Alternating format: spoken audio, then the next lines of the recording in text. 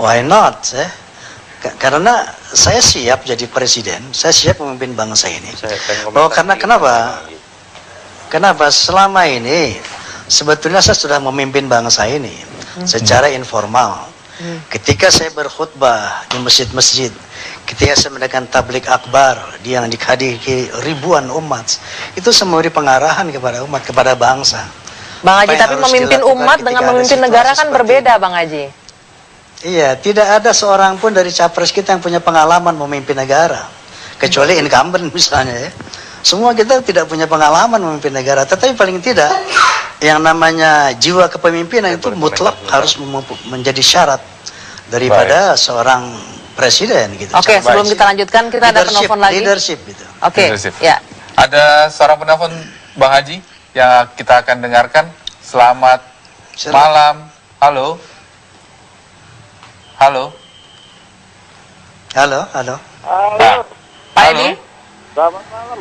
Ya. Iya, Pak Edi, silakan. Dengan Pak Sam. Oh, Pak Sam, baik. Silakan Pak Sam. Ini saya komentari Bang Haji, kalau bisa nggak usah jadi inilah calon-calonnya nanti hanya dibikin.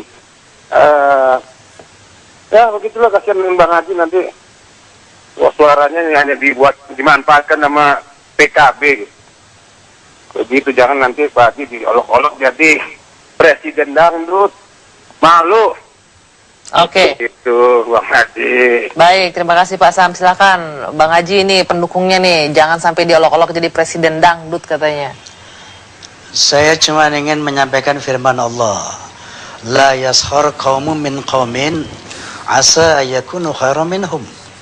Jangan suka menghina orang, karena sangat boleh jadi yang dihina itu lebih baik daripada yang menghina. Itu satu. Yang kedua, saya lebih suka dihina ketimbang menghina. Saya lebih suka dihujat ketimbang menghujat. Kenapa? Yang pasti orang yang dihina itu berpahala. Jadi beruntung orang yang dihina, celaka orang yang menghina. Nah, baik. Bang Haji, untuk jadi capres itu persaingan sangat ketat, Bang Haji. Yeah. Anda lawan politik itu akan menghajar, akan menjatuhkan dengan segala cara. Kita tahu dalam kehidupan Bang Haji itu ada beberapa sandungan. Mulai dari kasus SARA yang pernah dituduhkan ketika Pilkada DKI, kemudian ada kasus nikah siri Anda. Nah, Anda siap nggak menghadapi itu semua kalau itu kemudian diungkit-ungkit lagi untuk menjatuhkan Anda? Masalah seperti ini sudah saya hadapi sejak tahun 77. Mulai dari teror mental, bahkan sampai di-ban oleh TVRI 11 tahun. Bahkan dicoba pembunuhan, 4 kali saya dicoba dibunuh. Jadi hal-hal seperti ini buat saya hal yang terlalu biasa ya. Apalagi cuma pelecehan, apalagi cuma hinaan, hujatan ya, fitnahan. Saya pernah dicoba 4 kali dibunuh pada zaman tahun 82 dulu. Jadi hal ini buat saya bukan suatu hal yang baru lah. Oke, Bang Haji tahan dulu, kita ada penelpon lagi nih, Pak Edi. Selamat malam. Halo. Halo, dengan siapa, Bu?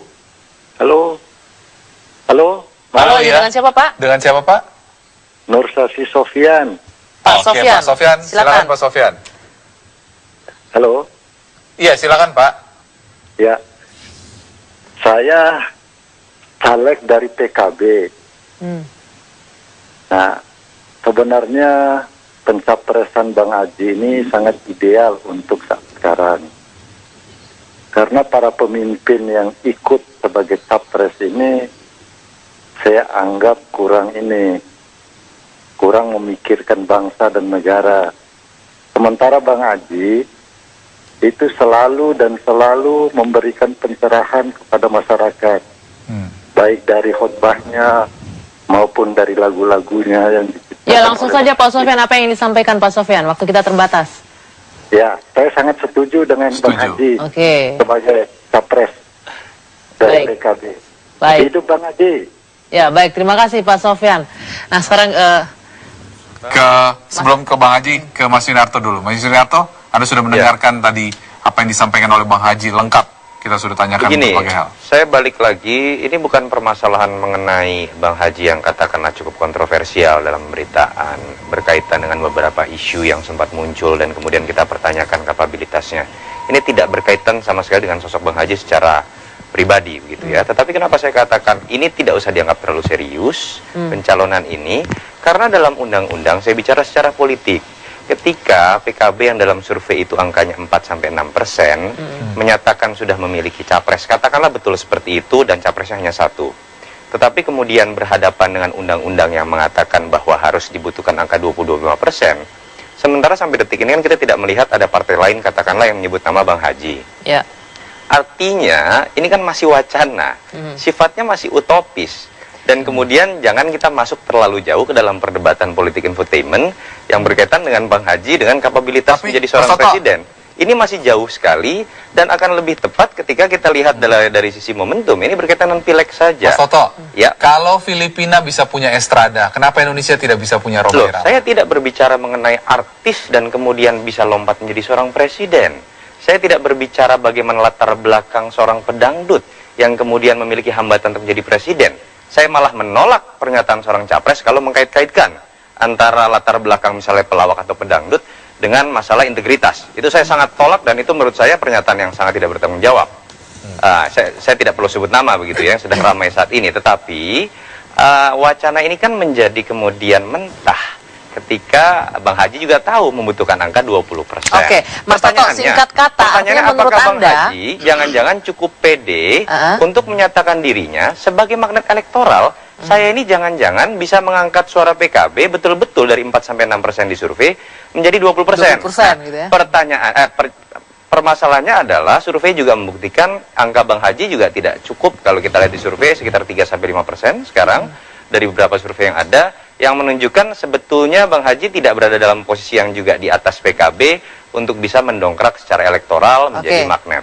Mas Toto, artinya bisa dibilang kalau ini tidak realistis begitu sebenarnya pencalonan secara ini, politik. Ya? Saya Ya, bukan politik, bicara kita mengenai latar belakang politik, sebagai pedangdut ataupun gosip-gosip yang berseliweran, saya pikir itu bukan analisis politik. Oke, baik, terima kasih. Terakhir, Bang Rhoma mungkin ada yang ingin disampaikan? Oh iya, bahwa kalau menurut Bang Toto tadi Rhoma Irama cuma wacana capres karena belum ada presidential threshold 20%, berarti semua juga wacana itu.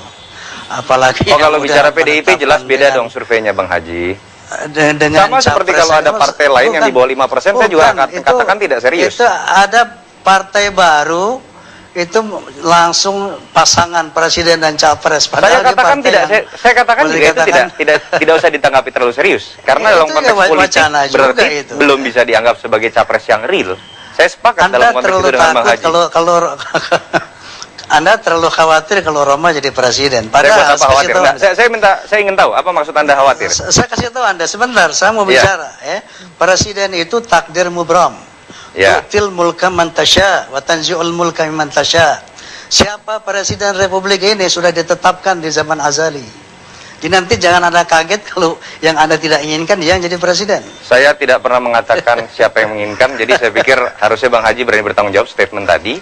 Dan silakan jawab dengan analisis politik juga. Saya bicara undang-undang, saya bicara presidential threshold, dan saya berbicara mengenai hal-hal yang berkaitan dengan aturan. Berapa banyak yang tidak berkaitan dengan kepentingan subjektif, apalagi penilaian subjektif saya bahwa saya menginginkan atau tidak menginginkan.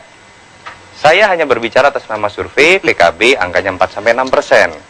Dan ada masalah ketika kemudian itu harus berhadapan dengan undang-undang. Sudah mencapreskan diri bahkan sama wapresnya pasangan itu apa menurut Anda? Loh, temanya hari ini kita bukan berbicara misalnya Bang Haji tadi sebutkan mungkin Wiranto dengan HT. Saya belak-belakan berbicara. Kalau temanya Wiranto dengan HT, saya akan mengatakan hal yang sama. Bahwa dalam konteks undang-undang itu juga tidak realistis. Sesederhana itu. Jadi tolong kita hilangkan prasangka dalam konteks kita berbicara mengenai aturan, apalagi Bang Haji akan menjadi seorang capres. Tapi Mas Toto dalam politik segala sesuatu bisa berubah loh.